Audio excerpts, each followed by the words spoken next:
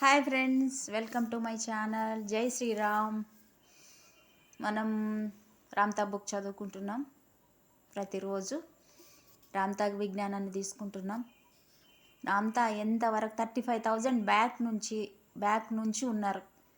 ఆయన JZ night ఒక master body తీసుకొని అందులో చేరి తన ద్వారా మనకు జ్ఞానాన్ని అందిస్తున్నారు. ఎంత గొప్ప మాస్టర్ కదా. ఆయన చెప్పిన ఆ జ్ఞానాన్ని మనం అందుకుంటున్నందుకు నిజంగా శతకోటి ఆత్మప్రణామాలు, కృతజ్ఞతలు తెలియజేసుకోవాలి మాస్టర్కి. మరి గురువందనం చేసుకొని మొదలు పెట్టుకుందామా. విశ్వంలోని గురువులందరికీ కూడా నా ఆత్మ ప్రణామాలు, కృతజ్ఞతలు. నాకు జన్మనిచ్చిన నా తల్లిదండ్రులకి, నా పూర్ణాత్మకి, నా స్వయానికి కూడా నా ఆత్మ ప్రణామాలు, కృతజ్ఞతలు, ధన్యవాదాలు. రామ్తా మాస్టర్ గారికి నానంత కోటి ఆత్మ ప్రణామాలు, కృతజ్ఞతలు, ధన్యవాదాలు. Thank you friends. మనం చెప్పుకున్నాలి, ఇంకా ముందుకెళ్దాము. సూపర్ జ్ఞానాన్ని తీసుకుంటున్నాము. చాలా మంచి జ్ఞానం ఇది. అందరు ఆస్వాదించండి, ఆదరించండి, ఇంకొకరికి చెప్పండి. ఇంతకు మించి నేనేం చెప్పలేను. ఇంకా సూపర్ అంటే సూపరేగా. స్త్రీల రాజ్యంలో ఒకసారి నేను బందీనైపోయాను. అక్కడి న్యాయస్థానం నాకు శిక్ష విధించింది. స్త్రీల రక్షణలో నేను ఉండాల్సి వచ్చింది. అత్యంత దుర్భరమైన అవమానం నాకది. స్త్రీల ముందే నగ్నంగా నిలబడాల్సి వచ్చేది. ఎంత బాధాకరమైన విషయం ఇది. మలమూత్ర విసర్జనలను కూడా వాళ్ల ముందే చేయాల్సి వచ్చేది. ఒక మగవాడికి స్త్రీల ముందు ఇవన్నీ నగ్నంగా నిలబడి ఇవన్నీ చేయాలంటే ఎంతటి నరకయాతన చూడండి మా ఫ్రెండ్స్. నా శరీరానికి మర్దించిన రాబందు క్రొవ్వు కంపును భరించాల్సి వచ్చేది. రాబందుల కొవ్వును రుద్దేదంట శరీరం అంతా. ఆ కొవ్వు నాకు పూయబడింది నా గాయాలను మాన్చడానికి కాదని నాకు అనుమానం. ఆ దుర్గంధాన్ని పీల్చడం వల్లే నా ప్రాణాలు నిలబడి ఉన్నాయేమో. అంటే ఆ కొవ్వు కదా, దానివల్ల కూడా ఆయన గాయాలన్నీ మానిపోయి అది పీల్చడం వల్లనే నా ప్రాణాలు నిలబడ్డాయేమో అని అంటున్నారు. ఆ స్వస్థత చేకూరుతున్న సమయంలో నా పొగరు, ద్వేషము ఎంత నిర్వీర్యమైపోయి నా జీవేచ్ఛ బలం పుంజుకుంది. నా గాయం నయమవుతున్న ఆ రోజుల్లో ఏ పని ఉండేది కాదు నాకు. ఎప్పుడు నన్ను ఆవరించి ఉన్న అన్ని విషయాల గురించి నిరంతరం ఆలోచిస్తూనే, ధ్యానిస్తూనే ఉండేవాడిని. ఎప్పుడో మరణించిన తన కొడుకు చొక్కాను హృదయానికి హత్తుకొని ప్రాణాలను వదిలిపెడుతూ ఓ వృద్ధురాల్ని ఒకరోజు గమనించాను.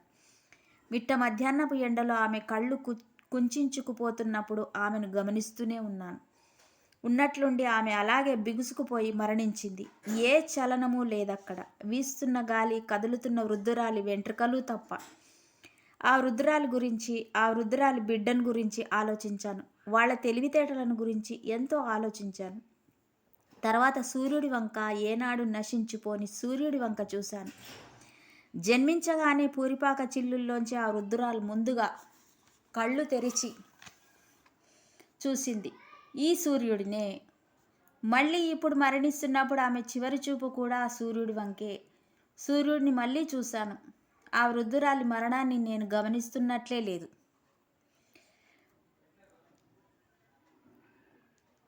ఆ వృద్ధురాలి శరీరాన్ని నది పక్కనున్న ఓ పెద్ద వృక్షం కింద పూడ్చిపెడుతున్నప్పుడు కూడా సూర్యుడినే నేను గమనిస్తున్నాను.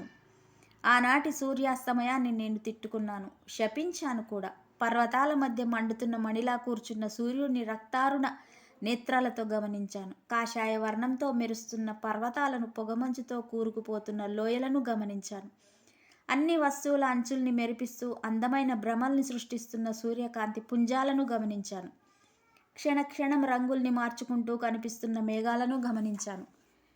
మహోజ్వల రవితేజం పర్వతాల వెనుక కృంగి విశ్రాంతి తీసుకోవడాన్ని సమీపిస్తున్న రాత్రిని గమనించాను. ఓ రాత్రి పక్షి చేస్తున్న చప్పుళ్లను విని తలెత్తి పెరుగుతున్న చీకట్ల మధ్య ఉదయిస్తున్న లేత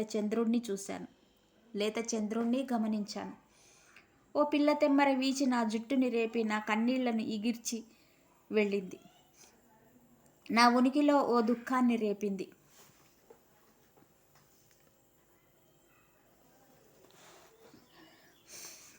ఎంతో గొప్ప యోధుడిని నేను అని మీకు తెలుసు కదా. ఓ కరవాలంతో ఓ మనిషిని అరక్షణంలో నిలువున 2 సగాలుగా తెగవేయగలను నేను. నేను ఎన్నో శిరచ్ఛేదాలు, ఊచకోతలు, చిత్రవదలు చేసిన వాడిని నేను. నెత్తుటి వాసనను మరిగి ఎందరినో తగలబెట్టిన వాడిని నేను. కానీ ఎందుకోసం చేశాను అదంతా? ఎందుకు చేసిన? సూర్యుడు మామూలుగానే అస్తమిస్తున్నాడు, రాత్రి పక్షులు మామూలుగానే కూస్తున్నాయి, చంద్రోదయాలు ప్రకారంగానే సంభవిస్తున్నాయి.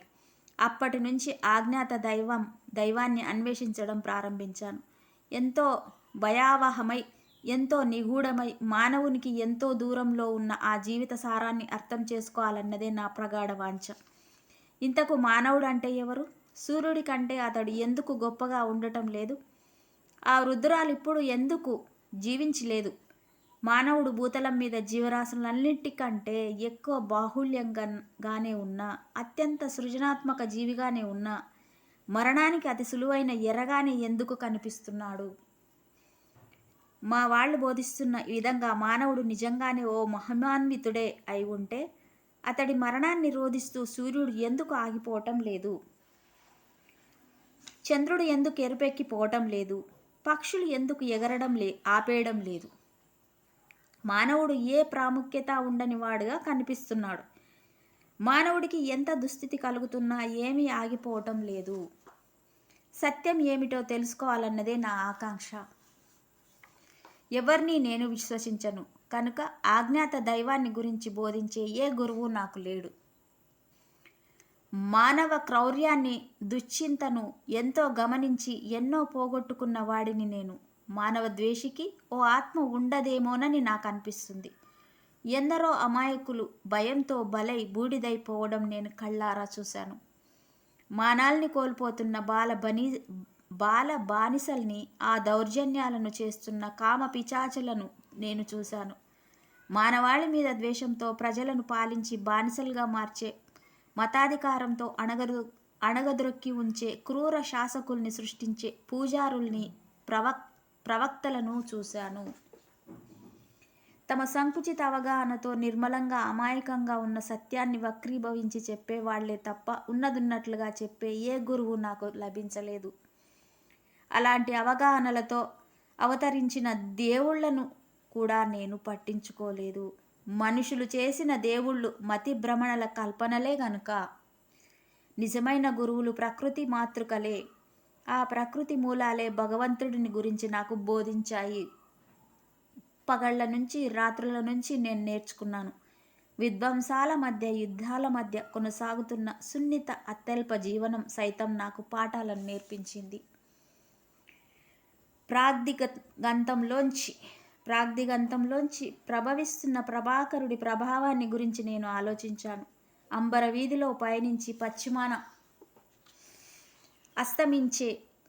అస్తమించి పవళించే ఆ ఆదిత్యుడిని గురించి నేను ఆలోచించాను. నిశ్శబ్దంతోనే ఉంటున్న ఆ సూర్యుడే జీవితాన్నంతా నేర్పుతో నియంత్రిస్తున్నాడని గ్రహించాను. అత్యంత ధైర్య సాహసాలతో సమరాన్ని సాగిస్తున్న యోధులు సైతం ప్రొద్దుగుంకగానే యుద్ధాల్ని ఆపేస్తూనే ఉన్నారు కదా. ఆకాశంలో నర్తిస్తూ చీకట్లను వెన్నెలతో నిగూఢంగా, అద్భుతంగా నింపే చంద్రుడిని గమనించి చూశాను. మా సైనిక శిబిరం మధ్య జ్వలిస్తున్న మంటలు ఆకాశాన్ని ఎలా వెలుగులతో నింపుతున్నాయో గమనించాను. నీళ్లలోకి దూకుతున్న అడవి పక్షుల గోలను, గూళ్లలో సర్దుకుంటున్న పక్షుల కలకలా రవాలను, పసివాళ్ల నవ్వులను విన్నాను. ఆకాశంలోంచి ఊడిపడే తారల్ని, వెన్నెలలో పరవశించే చకోరాలను, రెల్లుగడ్డి మీద తుషార బిందువులను, మెరుస్తూ అలౌకికానుభూతిని అందించే కొలనులను దర్శించాను. గాలి వీస్తున్నప్పుడు మరకత వర్ణం నుంచి వెండి రంగుకు పరివర్తనమయ్యే ఆలివ్ వృక్షపు ఆకులను దర్శించాను.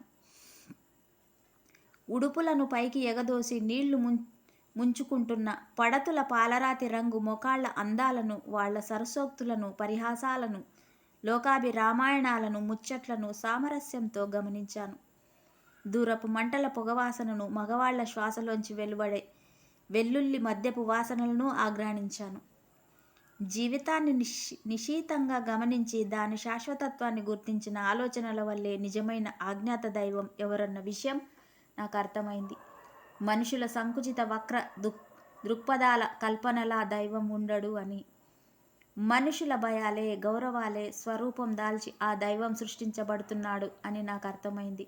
తన భ్రమలను తానే కల్పించుకొని తానే ఆడుకోవడానికి మానవుడికి అందుబాటులో ఉన్న అనంత అవకాశమే దైవము అని మరొకసారి ఒక క్రొత్త వసంతంలా తిరిగి వచ్చిన, జన్మించిన, నిరంతరంగా కొనసాగే ఆ అవకాశం ఇంకా నిలిచే ఉంటుంది అని, కొత్త జీవితానికి ఆవరణగా ఆలంబనగా ఉంటుంది అని నాకు అర్థమైంది.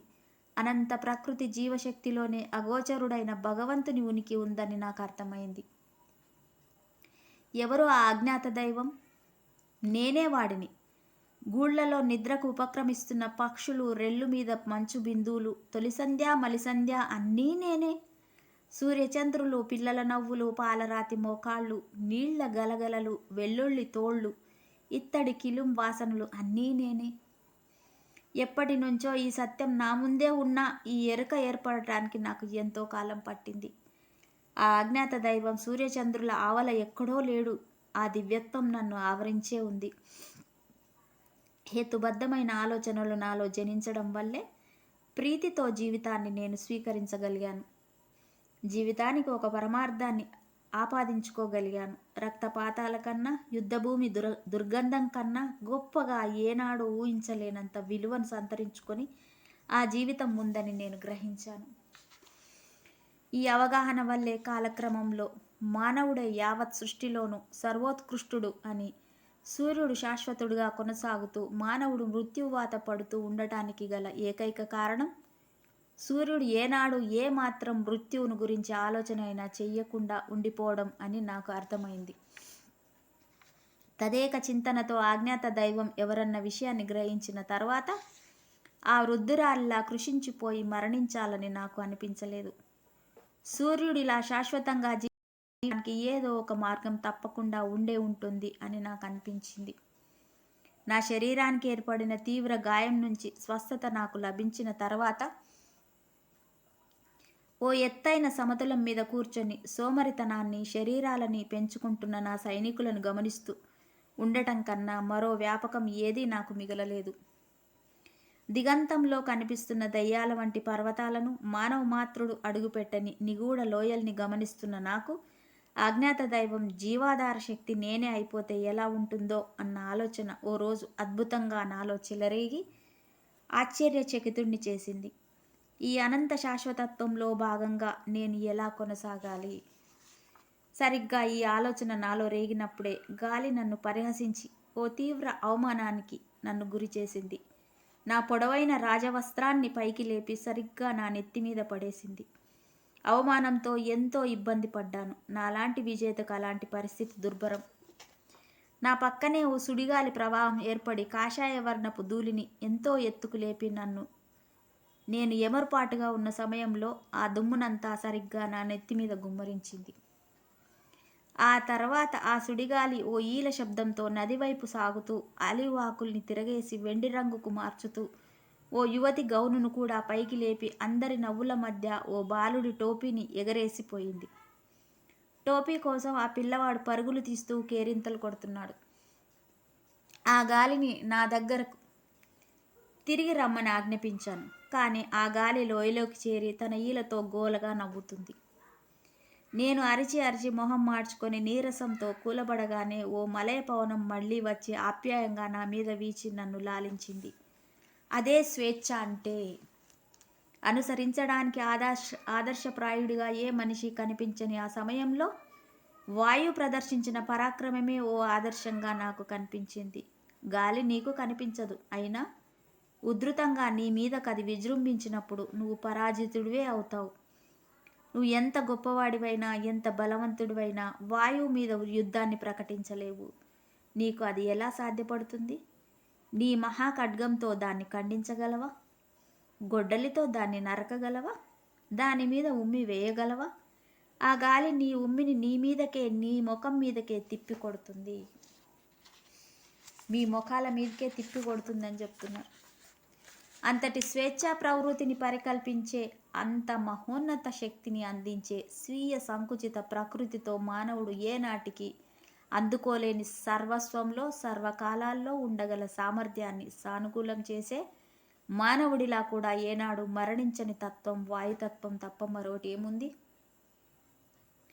యథేచ్ఛగా సంచరిస్తూ స్వేచ్ఛతో సాగుతూ మహాబలీయంగా ఉంటూ సర్వస్వాన్ని నిర్జిస్తూ ఏ హద్దులు ఏ రూపము లేకుండా మహా అద్భుతంగా అన్వేషణాత్మకంగా సాహసోపేతంగా ఉంటుంది గనక వాయువే పరమోత్కృష్ట సారంగా నాకు అర్థమవుతుంది.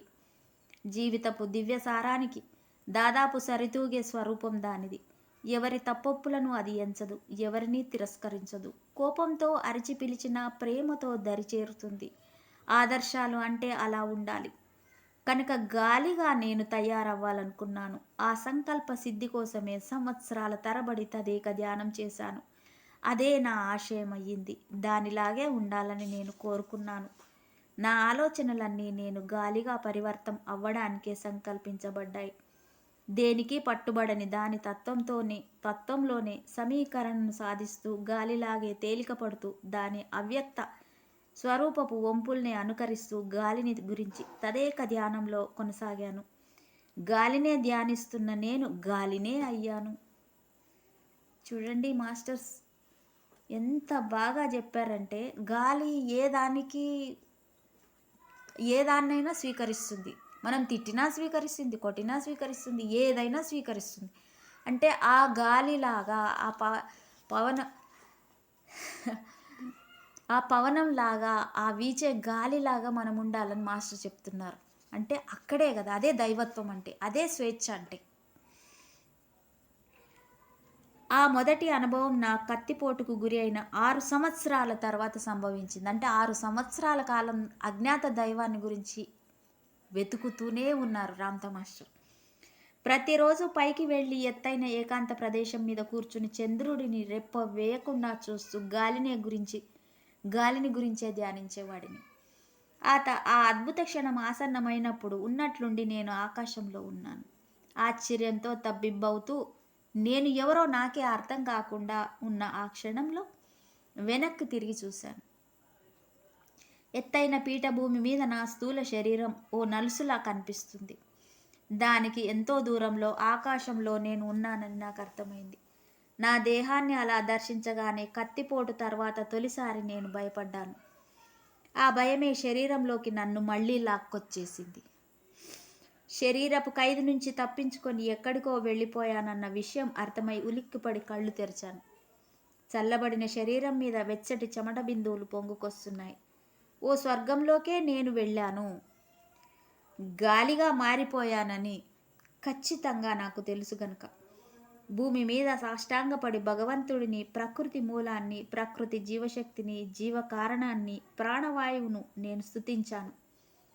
పవనపు సౌకుమార్యంగా, సౌందర్యంగా, జీవ సౌభాగ్యంగా పరివర్తితమైన ఆ అద్భుత క్షణాన్ని నేను ఎన్నటికీ ఎప్పటికీ మర్చిపోలేను.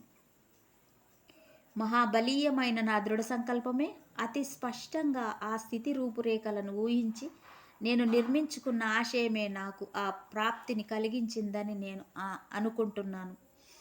మరునాటి సాయంత్రం మళ్ళీ ఆ ఏకాంత ప్రదేశం మీదకి వెళ్ళి ఉప్పొంగే ఆనందంతో వాయుధ్యానాన్ని చేసి శూన్యుడినే, విఫలుడినే అయ్యాను.